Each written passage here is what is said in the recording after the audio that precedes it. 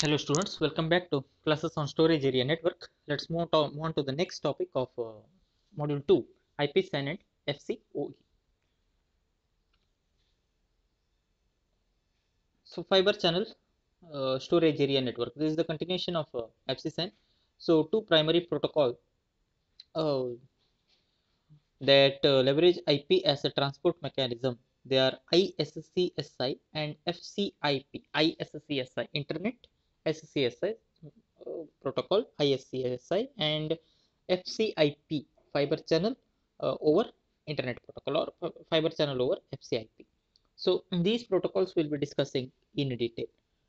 And so the first one, yeah, once this as ISCSI and FCIP protocols are discussed, then we'll be moving on to the next session, fiber channel over Ethernet FCOE. First is FCIP, fiber channel over Internet Protocol IP, and fiber channel over Ethernet FCOE will be discussed later.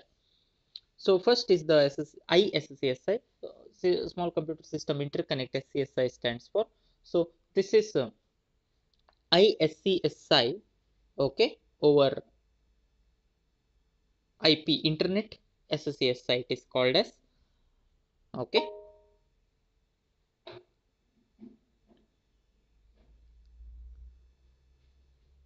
So it's an IP-based protocol that establishes and manages the connection between the host and storage over IP. ISCSI, it is an internet-based protocol, IP-based protocol, you can say. IP stands for Internet Protocol, right? So ISCSI is an IP-based protocol that establishes and manages the connection between host and storage over IP. That's it.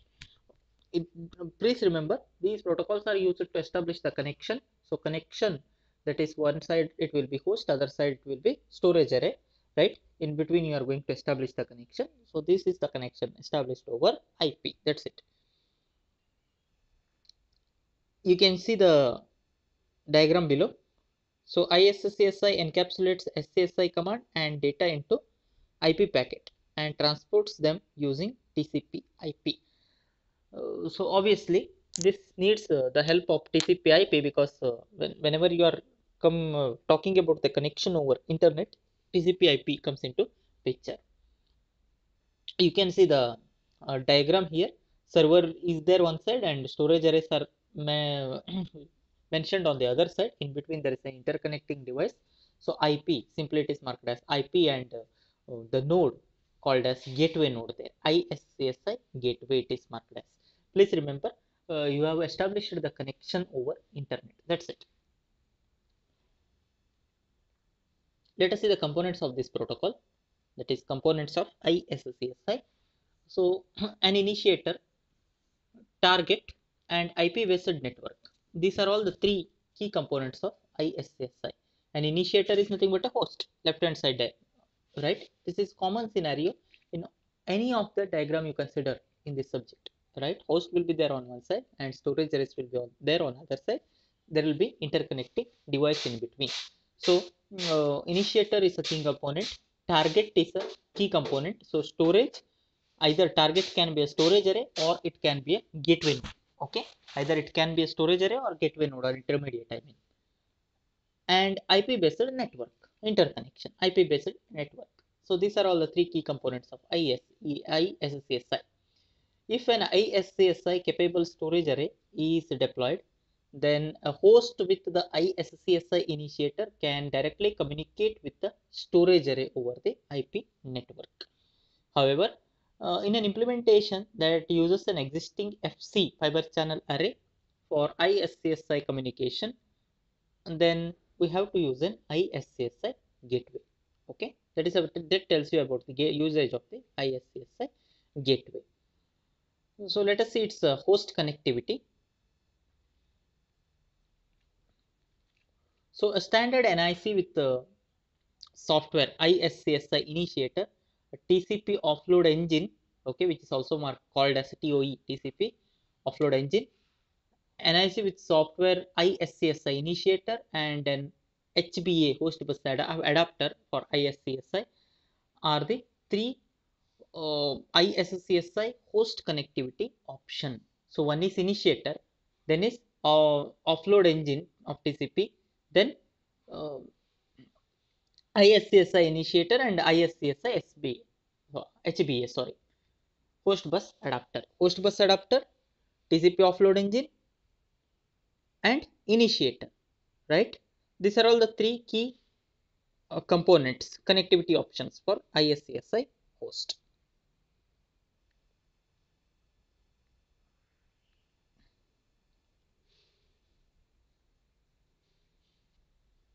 Next, we have to see the ways of connection of ISCSI. So ISCSI topology it is called as. So native topology and bridge topology we are going to see here. Two topologies of ISCSI. One is called as bridge native topology and second one is called as bridge topology. Let us see the first one, native ISCSI connectivity. So here uh, this is what the diagram, it looks like a straightforward connection. So server or host is there one side and storage on the other side. In between there is an IP network established, right? You can find the communication from host to the server using the defined IP network. So there is a host bus adapter HBA, a port which is marked as port of server which is marked as HBA host bus adapter, which communicates over which communicates to the storage array over IP through IP network, and ISCSI port. A port is specially marked as ISCSI port over storage array. Okay. In the diagram number 2, you can see the bridged ISCSI connectivity. So in bridged ISCSI connectivity, what happens is there is a gateway node used. That's it. There is a gateway node used. So the first configuration what we have considered, server to a storage array connection. Server to storage array connection is done through the ISCSI gateway. Okay. You can see the host bus adapter there. So ISCSI host to bus adapter is marked there. And second one, it is established through the existing fiber channel storage area network. So FC host bus adapter is also used on the other server, second server, and it is connected to the FC port of storage array. Okay. The ports are named based on its usage. If it is connected through ISCSI channel, then it's ISCSI port it is called as. Otherwise, if it is connected to the fiber channel, then FC port it is called as.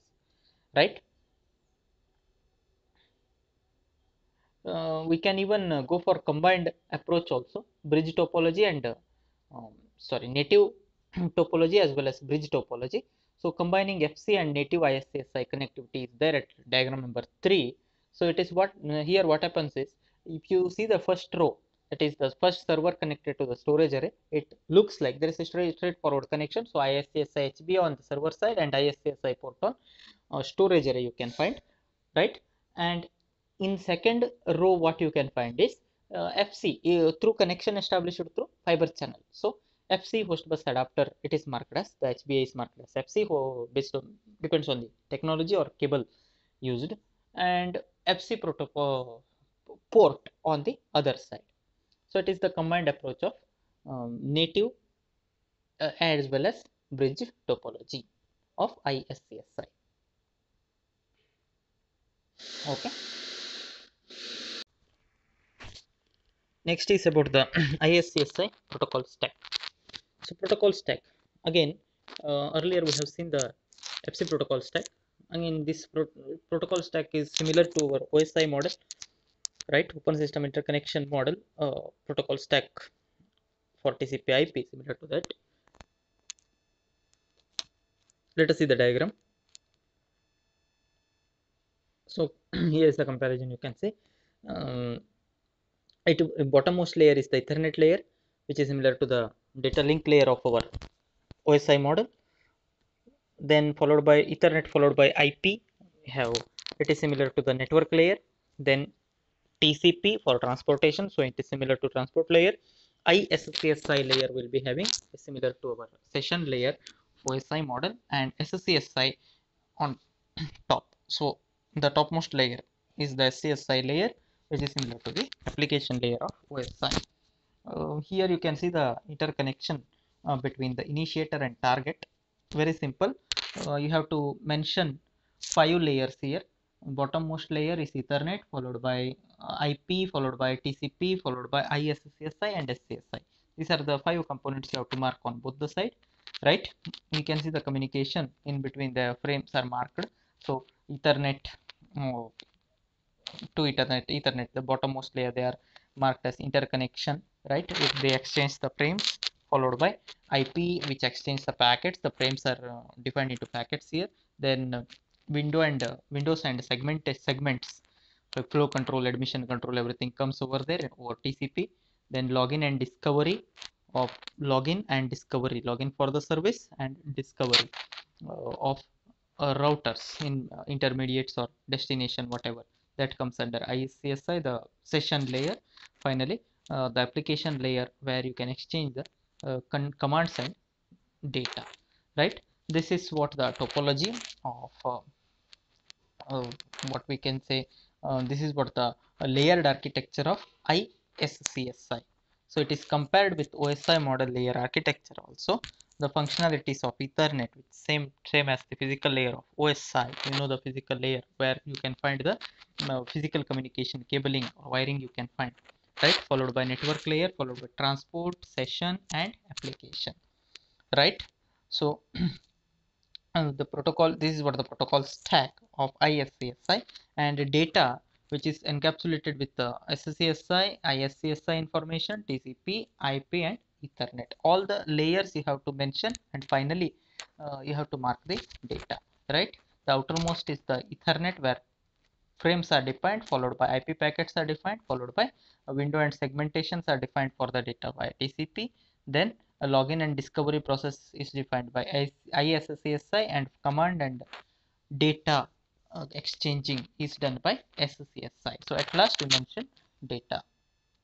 Bottommost layer, right? From bottommost layer, include everything as a part of the label in this diagram, the diagram which is mentioned at below, right?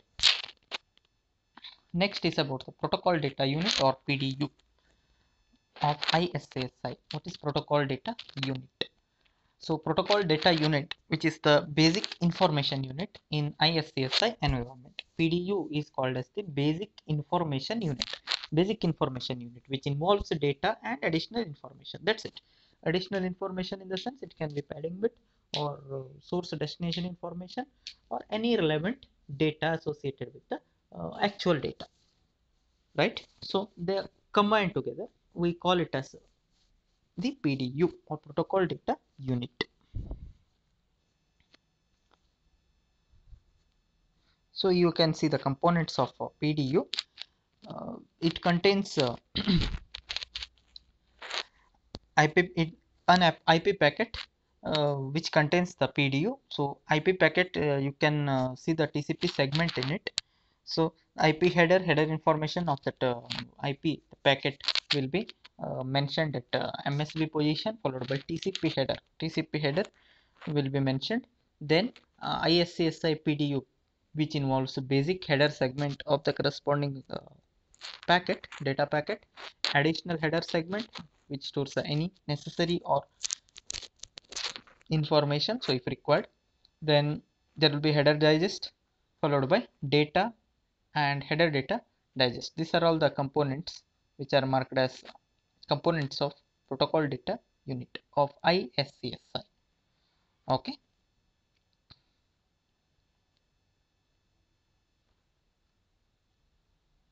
So ISCSI header, which describes how to extract the SCSI command and data from the target.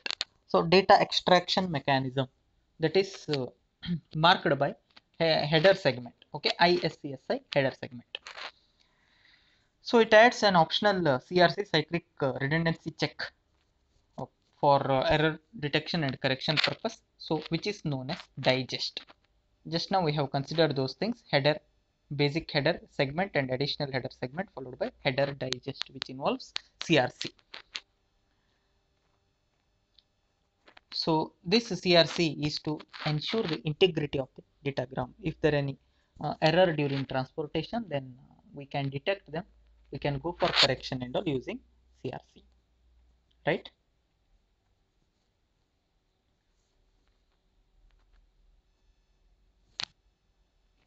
So this is the optional, it is optionally used in PDU. Even though the field is reserved, okay, it is not compulsory that you have to use that CRC mechanism while sending the data.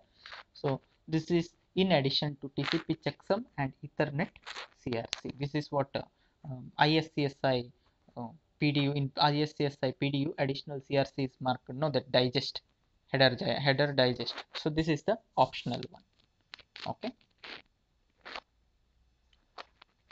So this is what about the ISCSI PDU. So let us continue our discussion in the next session. Thanks for watching. See you in my next video.